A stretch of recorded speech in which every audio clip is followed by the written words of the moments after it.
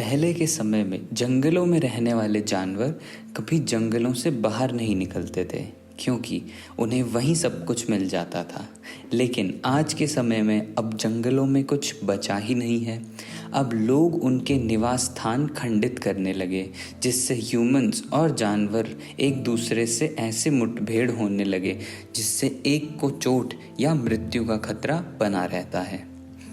International union for conservation of nature के according पिछले दशक में अफ्रीकन एलिफेंट्स की आबादी में 30% से अधिक कमी आ गई है, जिसका मेन फैक्टर है human wild life conflict. World bank के अनुसार 73% देशों ने कहा है कि उनके देश में ह्यूमन वाइल्ड लाइफ कॉन्फ्लिक्ट बढ़ता जा रहा है, जैसे अफ्रीका में 79%, यूरोप में 67% और एशिया और पैसिफिक में 67%। Ministry of environment, forest and climate change के अनुसार केवल 2014 से 2019 के बीच में ही ह्यूमन वाइल्ड लाइफ कॉन्फ्लिक्ट के कारण 2300 से अधिक लोग और लगभग 500 हाथियों की मृत्यु हुई है।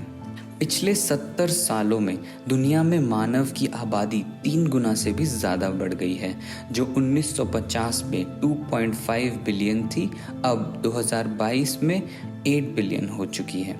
जैसे जैसे आबादी बढ़ती रही वैसे वैसे रहने और खेती के लिए ज़मीन की ज़रूरत बढ़ती गई, जिसके कारण जानवरों के आवास का नुकसान होने लगा।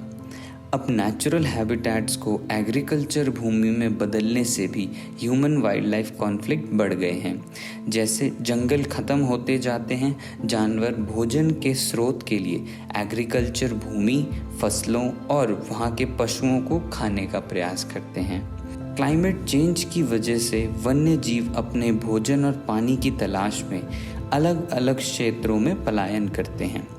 इससे कॉन्फ्लिक्ट बढ़ते हैं। रियलिटी में ह्यूमन वाइल्ड लाइफ कॉन्फ्लिक्ट के 80% स्टडीज़ में टेम्परेचर और रेनफॉल को मेजर रीज़न बताया है।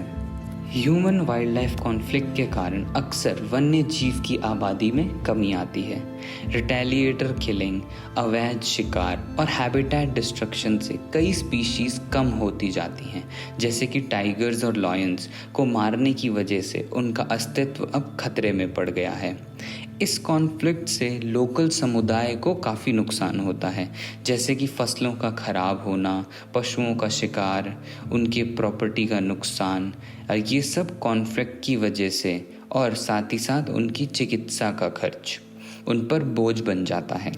जैसे भारत में हाथियों और जंगली सूअर के द्वारा फसलों पर हमला किया जाता है। ह्यूमन वाइल्ड लाइफ कॉन्फ्लिक्ट तो हमेशा ही रहेगा, क्योंकि हमारा विश्व लगातार भीड़ भाड़ वाला होता जा रहा है। इसलिए हमें इफ़ेक्टिव और वेल प्लान्ड मैनेजमेंट अप्रोच करनी होगी, जिससे कॉन्फ्लिक्ट को कम से कम किया जा सके। नेचुरल हैबिटेट्स को प्रोटेक्ट करना होगा, रिस्टोर करना होगा और वन्य जीवों और मानव के बीच कॉन्फ्लिक्ट कम करना होगा, जैसे कि रिफॉरेस्टेशन प्रोजेक्ट्स और प्रोटेक्टेड एरियाज़ बनाने होंगे, जिससे कॉन्फ्लिक्ट को कम किया जा सके। धन्यवाद।